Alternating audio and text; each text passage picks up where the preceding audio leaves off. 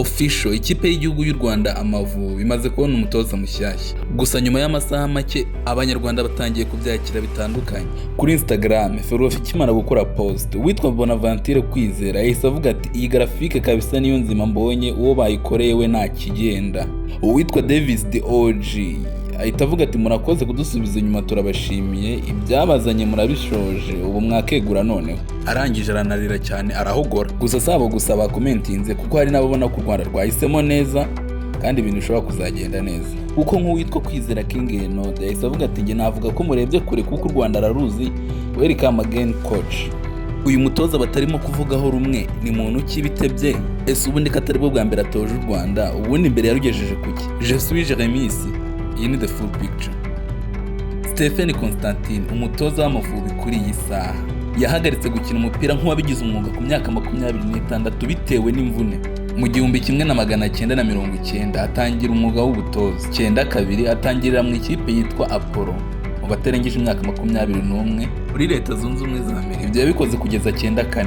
Nepal niyo kipe y'igihugu ya mbere yatoje mu 1999.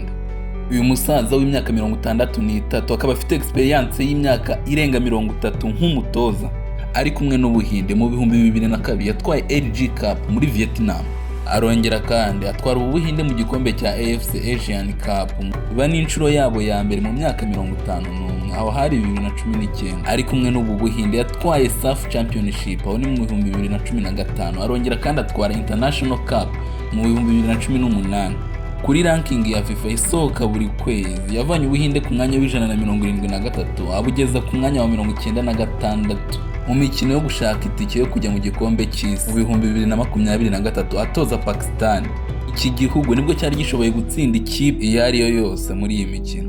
Yatoje n'ibindi bihugu harimo Sudan, harimo Malawi, harimo n'u Rwanda. Ikintu ugomba kumenya ni uko u Rwanda n'Ubuhinde ari byo bihugu yatoje bwa mbere akongera akanabisubiramo nk'uko bigenze mu Rwanda, kuko mu Buhinde yahatoje guhera mu 2002 ageza mu 2005 arongera asubira mu 2015 ava mu 2019. Mu gihe Amavubi yatoje 2014 kugeza 2015 none akaba yongeye kugaruka 2026 kugeza igihe tutazi bizaterwa n'umusaruro azatanga. None se mwari muzi ko uyu mutoza ari we mutoza wagejeje Amavubi ku mwanya wa 64 akaba ari nawo mwanya duheruka muzima. None se wowe urabibona ute? Urabona uyu mutoza azabikora cyangwa bizagorana?